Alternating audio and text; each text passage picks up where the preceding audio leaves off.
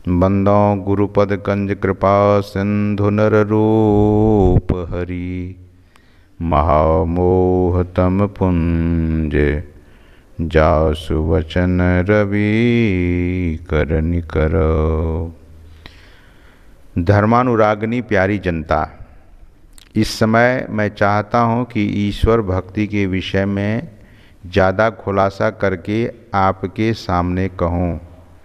लोग समझते हैं कि परमार्थ साधनाओं में या मोक्ष हेतु जो साधन है उसमें ईश्वर की भक्ति बहुत सरल और सुगम है। मैं भी ऐसा कहता हूँ, परंतु भक्ति के स्थूल और सूक्ष्म दोनों भेदों को जानना चाहिए। लोग स्थूल भक्ति का ही अधिक ज्ञान रखते हैं और समझते हैं कि स्थूल भक्ति से ही भक्ति का जो परिणाम होना चाहिए सो हो जाएगा। परिणाम क्या होता है?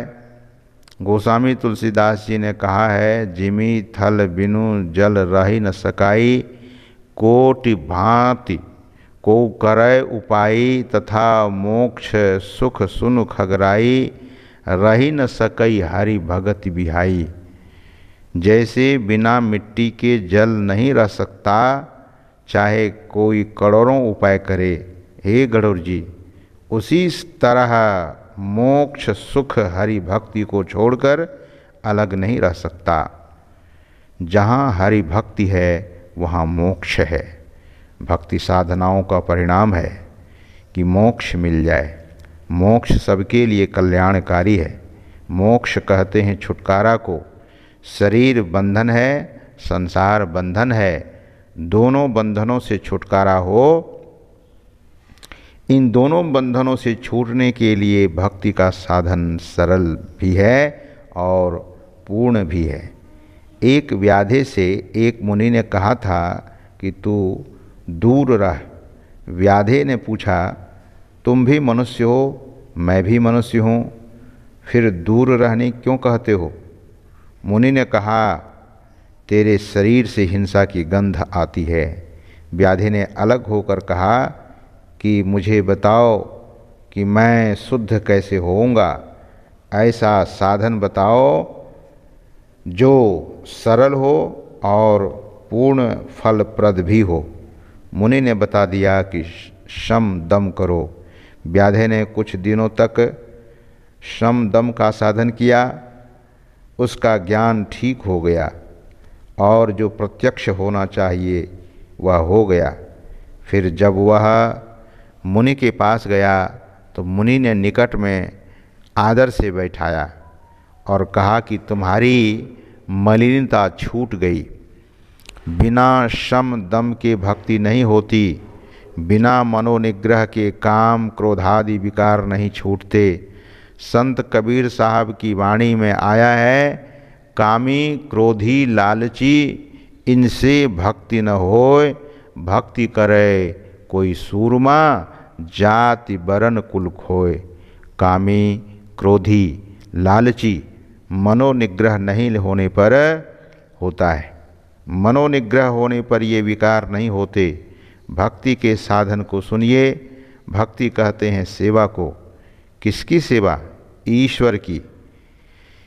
किसी की कमी की पूर्ति करना उसकी सेवा है। रोगी है औषधि दो, भूखा है भोजन दो। इस प्रकार परहितार्थ कर्म सेवा है। अपने देश के हित में सेवा, सारे संसार के हित में सेवा, ये सभी सेवाएं यानी भक्ति है। लेकिन अपने घर में आग लगे और पड़ोसी के घर में भी आग लगे तो मनुष्य पहले अपने घर की आग बुझाता है। यह स्वाभाविक है। पहले अपने देश की सेवा करो, तब दूसरे देश की आवश्यकता को पूरा करो। यही सेवा है। ईश्वर को क्या आवश्यकता है? एक मुनि बालक जंगल में रहते थे। एक राजा उसी जंगल में शिकार खेलने गया। उसने मुनि बालक के रूप को देखकर उसे अपने साथ चलने को कहा और कहा कि तुम मेरे साथ चलो तो मैं तुम्हें सब प्रकार की सुविधा दूंगा। मुनि बालक ने पूछा, तुम मुझे किस प्रकार की सुख सुविधा दोगे?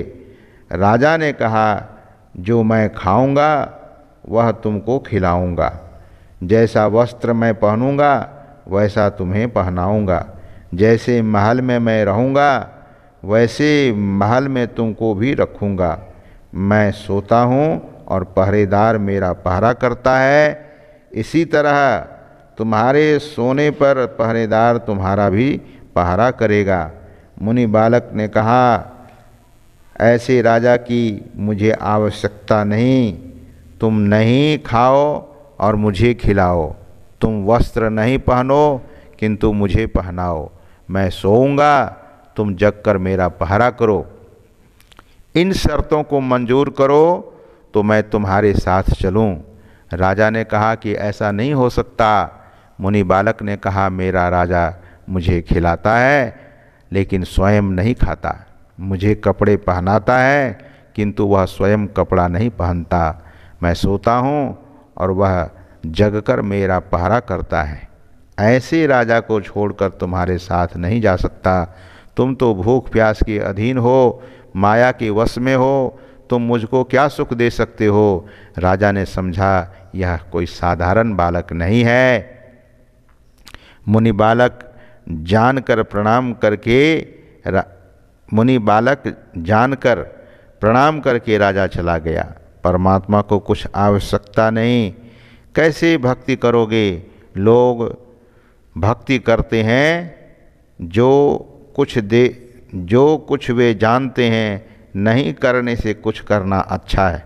लेकिन भक्ति का साधन क्या है, समझ लीजिए। गोस्वामी तुलसीदास जी ने कहा है, राम ही केवल प्रेम प्यारा, जान लेहु जो जाननिहारा। केवल प्रीति जोड़ो, प्रीति जोड़ने की विधि जानो। भाव अतिशय विशद प्रवर नैवेद्य, शुभ श्री रमन परम संतोषकारी। प्रेम तांबुल गत सूल संशय, सकल विपुल भव वासना बीजहारी। अगर ईश्वर के नाम पर रोते रहो तो भी यह असली विधि भक्ति की नहीं है। बिना रोए भी ईश्वर की भक्ति होती है। रो मत, रोना बुरा नहीं है, लेकिन ईश्वर की ओर तुम्हारी वृत्ति होनी चाहिए। यहाँ ईश्वर स्वरूप का ज्ञान होना चाहिए। ईश्वर स्वरूप ऐसा है कि इंद्रिय ज्ञान से बाहर है।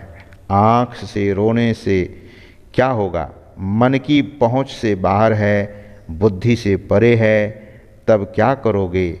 शरीर के बाहर और भीतर माइक तत्वों को छोड़कर जो है वही तुम हो, ऐसा विचार जानकर अपने को जोड़ो। दूध के साथ घी रहता है और यत्न से निकाल लिया जाता है।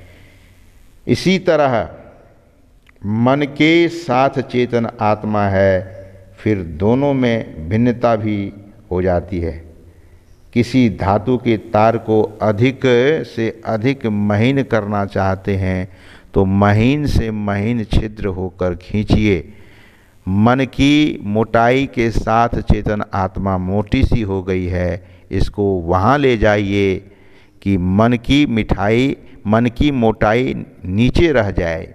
सुनकर कठिन मालूम होता है, लेकिन इसके साधन में शरीर को कष्ट नहीं होता, संसार का रोजगार नहीं छूटता। नित्य थोड़ा थोड़ा अभ्यास करना है, नित्य साधन करो, चित्त एकाग्र करो। चेतन आत्मा का स्वरूप मन से बहुत सूक्ष्म है। एकाग्रता के कारण सूक्ष्मता आएगी, पसार छूट जाएगा, पूर्ण सिमटाव पाकर एक मंडल से दूसरे मंडल में पहुंचा जाएगा। सिमटी हुई चीज ऊपर बढ़ती है, यह स्वाभाविक है। बिछावन फैले हैं, इसको समेटिए, ऊपर को जाएंगे। इसी तरह सिमटाव के कारण चेतन आत्मा की ऊर्ध्व गति होती है। इसके लिए प्रत्यक्ष अवलंब मिलता है। वह अवलंब मन से बनाना नहीं पड़ता, हाई है, स्वाभाविक आपके अंदर हाई है। चेतन आत्मा के साथ बुद्धि ऊपर नहीं जा सकती, नीचे रह जाती है और चेतन आत्मा आगे बढ़ती है। इस तरह ईश्वर की ओर होना होता है। जो इस तरह ईश्वर की ओर होता है वह ईश्वर की ओर अपने को जोड़ता है। यह स्थूल भक्ति नहीं, सूक्ष्म है। जो इस भक्ति में नहीं आता वह भक्ति को समाप्त नहीं करता। जो समाप्त नहीं करता वह ईश्वर की भक्ति करके ईश्वर को नहीं पा सकता। ध्यान योग से इसका साधन सुगम से होता है। सुनने में इसकी सूक्ष्मता का ज्ञान होता है। विचारवान समझते हैं कि इसका साधन भी सूक्ष्म होगा। संतों ने इसका विचार किया, बहुत लोगों को ज्ञान हुआ। समय की प्रबलता से वह ज्ञान धीरे धीरे विलीन हो गया। लोग केवल मोटी मोटी बातों में रह गए। मैं यह नहीं कहता हूँ कि मोटी भक्ति नहीं करो, सत्संग मोटी भक्ति है। मैं पूजा पाठ करना मना नहीं करता, लेकिन केवल इसी में लगे रहो, आगे बढ़ो। मैं नहीं कहता हूँ कि शैव बनो तब भक्ति होगी, वैष्णव हो तब भक्ति होगी। वैष्णव, शाक्त, गाणपत्य, सौर, दरियापंथी, नानकपंथी, कबीरपंथी आदि सभी कर सकते हैं। सभी संतों का विचार एक कर लो, वही संत मत है। मैं सभी संप्रदायों का आदर करता हूँ, किसी की निंदा नहीं करता। किसी मत में गणेश, किसी मत में सूर्य, किसी मत में विष्णु आदि इष्ट होते हैं।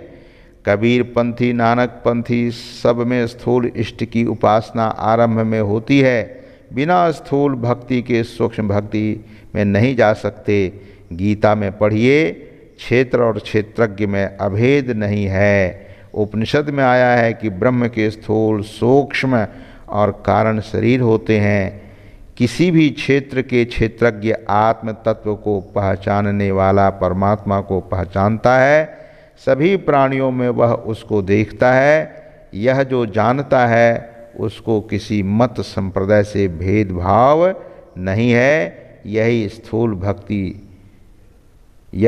भक्ति नहीं, सूक्ष्म है। विनय पत्रिका में आया है, रघुपति भगति करत कठिनाई, कहत सुगम करणी अपार, जानई सो जेहि बनि आई, जो जेहि कला कुशलता कहाँ, सो सुलभ सदा सुखकारी, सफरी सन्मुख जल प्रवाह, सुरसरी बहई गज भारी, ज्यों सरकरा मिलई सिकता महा, बलते नहीं बिल गावै, अति रसज्ञ सूक्ष्म पिपीलिका, बिनु प्रयास ही पावै, सकल दृश्य निज उदर मेल, सोवई निद्रा तज योगी, सोई हरिपद अनुभवई परम सुख, अतिशय द्वैत वियोगी, शोक मोह भय हरस दिवस निसी, देश काल तह नाहि, तुलसीदास यही दशाहीन संशय निर्मूल न जाहि। किसी कला में कुशल कैसे कोई होता है? पहले एक एक अक्षर पर आपने कितनी बार हाथ घिसा, बारंबार अभ्यास करते करते अक्षर को सीख लिया। उसी प्रकार भक्ति में बारंबार अभ्यास करो, कुशल हो जाओगे। तुम्हारी वृत्ति व सुरत व मन सहित चेतन धार फैली नहीं रहे, सिमटी हो, तब अवलंब मिलता है। चेतन धार जो ईश्वर की ओर से इस शरीर में आती है उसको मन से पकड़ा जाता है। उस धारा को दो रूपों में पाते हैं, एक ज्योतिर्मय धार और दूसरा शब्दमय धार। इसलिए संतों के ग्रंथों और उपनिषदों में ज्योति और शब्द की बड़ी महिमा है। इन दोनों का जो अभ्यास करता है वह ईश्वर को पाता है, दूसरा नहीं। इसके लिए ध्यानाभ्यास अत्यंत अपेक्षित है। शरीर मरता है, हम रहते हैं। कबीर साहब ने कहा, सुन काया बौरी चलत प्राण काहे रोई, कहे प्राण सुन काया बौरी, मोर तोर संग न होई, तो ही अस मित्र बहुत हम त्यागा, संग न लीन हो कोई।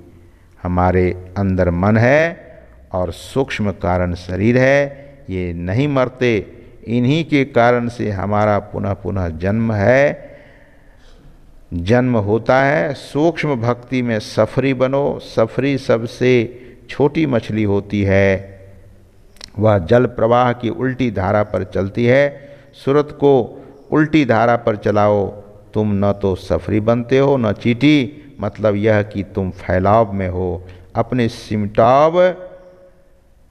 अपना सिमटाव नहीं करते हो। जड़धार बालू है, चेतनधार चीनी है। जड़धार से चेतनधार को फुटा लो। जो अपने को सफरी और चींटी बनाता है वही योगी होता है। वह अपने अंदर सारे संसार को देखता है, नींद छोड़कर सो जाता है। वह स्वप्न और गहरी नींद में से किसी में नहीं रहता। वह तीन अवस्थाओं को छोड़कर चौथी अवस्था में रहता है। गोस्वामी तुलसीदास जी महाराज ने कहा, तीन अवस्था तजहु भजहु भगवंत, मन क्रम वचन अगोचर व्यापक, व्याप्य अनंत। जागने की अवस्था में आप स्थूल शरीर और स्थूल संसार में रहते हैं। स्वप्न में मानसिक संसार है, सुषुप्ति में न अपने शरीर का ज्ञान है न संसार का। स्थूल शरीर में रहकर आप स्थूल संसार में सैर करते हैं। सूक्ष्म शरीर में रहिए तो सूक्ष्म जगत में विचरण करेंगे। इसी तरह कारण महाकारण के लिए है, वह द्वैत से अत्यंत कर छूटा हुआ होता है। गोस्वामी तुलसीदास जी ने कहा कि शोक मोह भय हरस दिवस निशि देश काल तह नाहि। लोग टाइम एंड स्पेस बोलते हैं। जहाँ तक समय और स्थान है वहाँ तक माया का छादन है। जो समय और स्थान को पार कर गया वह माया को पार कर गया, वह स्वतंत्र है। तब जानत तुमई तुमई हो जाता है। नवधा भक्ति में तुलसीदास जी ने कहा है कि प्रथम भगति संतन कर संगा, दूसरी रति मम कथा प्रसंगा, गुरुपद पंकज सेवा, तीसरी भगति अमान, चौथी भगति मम गुणगना, करई कपट तजिगान, मंत्र जाप मम दृढ़ विश्वासा, पंचम भजन सो वेद प्रकाशा, छठदम शील विरति बहुकर्मा, निरत निरंतर सज्जन धर्मा, सातम सम मोहिमय जग देखा, मोते संत अधिक करि लेखा, आठम यथा लाभ संतोषा, सपने हूँ नहीं देखई परदोषा, नवम सरल सब सन छल हीना, मम भरोस ही हरख न दीना। 5 भक्ति तक लोग सुगमता से समझ जाते हैं। करने में भी गुरु कोई मंत्र बता देंगे तो करने लगेंगे। नवधा भक्ति में लोगों को मालूम होता है कि मूर्ति ध्यान नहीं है, लेकिन गुरुपद पंकज सेवा में मूर्ति ध्यान निहित है। कबीर साहब ने कहा कि ज्यों गुरु बसे बनारसी, शिष्य समुंदर तीर, एक पलक विसरय नहीं, जो गुण होय शरीर, तथा आज्ञा समन सुसाहिब सेवा। जो गुरु आज्ञा करें वही करो। बोलिए श्री सद्गुरु महाराज की जय।